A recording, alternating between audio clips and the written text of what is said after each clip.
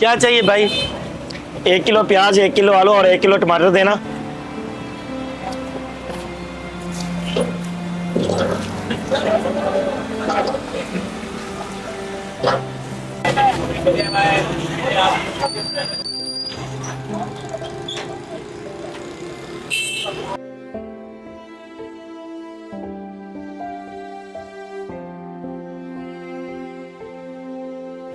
ये ले भाई साहब, आपके 700 रुपए हो गए। अरे भाई ये 2 किलो सेब दे दें और 2 किलो आम दे दें और अंगूर भी दे दें 2 किलो। जी साहब जी देता हूँ। हाँ भाई आपको क्या चाहिए? 100 रुपये। बेटा ये अंगूर देना 100 रुपए। उस्मान, क्या हाल है? ठीक ठाक। बड़े अरसे बाद आपको देखा है, कहाँ होते हैं? जी मैं आजकल लाहौर होता हूँ। अल्हम्दुलिल्लाह मेरी आईटी कंपनी है, हम सॉफ्टवेयर बनाते हैं। माशाल्लाह यार माशाल्लाह, अल्लाह ताला ने बहुत जल्दी आपको तरक्की दी है। मुझे याद पड़ता है कि जब आप शुरू में गए तो किसी कंपनी में आप ऑफिस बॉय पे काम करते रहे हो। जी मैं एक ऑफिस बॉय की नौकरी करता था, लेकिन एक भले शख्स की बदौलत आज मैं इस मकाम पर हूँ। साहब जी ये आपके फ्रूट पैक हो गए और आपका बिल 1500 रुपये है।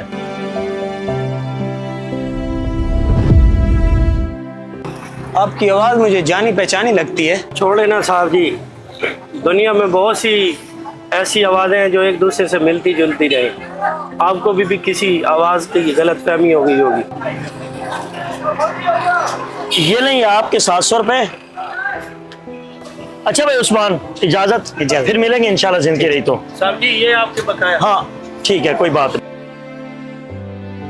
आवाज़ें तो बहुत मिलती जुलती हैं, लेकिन इस आवाज़ को मैं अच्छी तरह से पहचानता हूँ।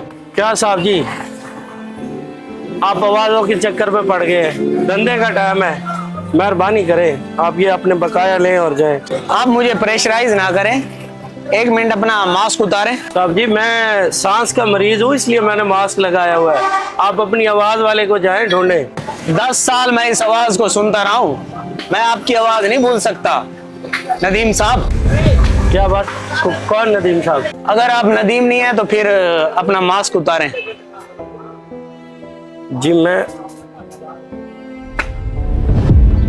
नदीम साहब, आप तो इतनी बड़ी कंपनी के मालिक थे और अब आप यहाँ पे ये फ्रूट बेच रहे हैं। क्या हुआ उस्मान बेटे, अगर बड़ी बड़ी कंपनियां और बड़ी बड़ी गाड़ियां नहीं रही तो आज ये ठेला है तो क्या हुआ?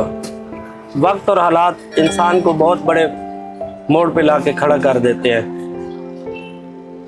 तुम्हें अच्छी तरह याद है कि जो हमारा प्रोजेक्ट वो 2 अरब का प्रोजेक्ट था, जिसमें मैंने अपनी सारी प्रॉपर्टी और अपनी टोटल इंडस्ट्री जो है ना, मैंने वो गिरवी रखी थी और उस प्रोजेक्ट में मुझे लॉस हो गया। क्या सर, इतना बड़ा लॉस हो गया? असल में गवर्नमेंट की पॉलिसियाँ ही ऐसी थी बेटा कि गुर्बत और महंगाई जिस कदर बढ़ रही थी, उसमें गवर्नमेंट ने ऐसी पॉलिसियाँ अपनाई कि मेरा सब का सब कुछ जो है ना तबाह हो गया। बैंक लिमिट बनाई हुई थी, तो ये महंगाई इस कदर बढ़ गई थी, जो गवर्नमेंट के टैक्स लगे थे, तो उसमें जाके मुझे बहुत नुकसान हुआ और मेरी फैक्ट्री, मेरा घर, मेरा सब कुछ जो है ना बैंक वालों ने नीलाम कर दिया। और एक सफ़ेद पोशी बची थी बेटा, मैं अपने शहर में तो वो काम कर नहीं सकता था जहाँ मेरे पास हज़ारों वर्कर होते थे और जहाँ मैं बॉस होता था।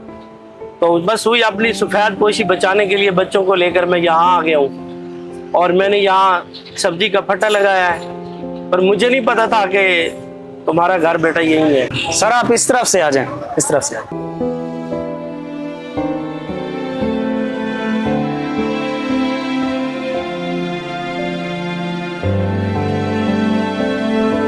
कैसे हो बेटा?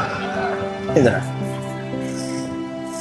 सर मैं आपकी बदौलत यहाँ तक पहुँचा हूँ, मुझसे आपका ये हाल नहीं देखा जाता। आप मेरे साथ चलें और सीओ की जॉब पहले से जैसे पहले करते थे। बेटा मैं यहाँ रोजी रोटी कर रहा हूँ, मुझे कर नहीं। आप चलें, छोड़ें। नहीं उस्मान बेटा, छोड़ें, आप छोड़ें। वक्त और हालात बदलते देर नहीं लगती, लिहाजा ऐसे शख्स को कभी ना भूलें जिसने बुरे वक्त में आपकी मदद की हो।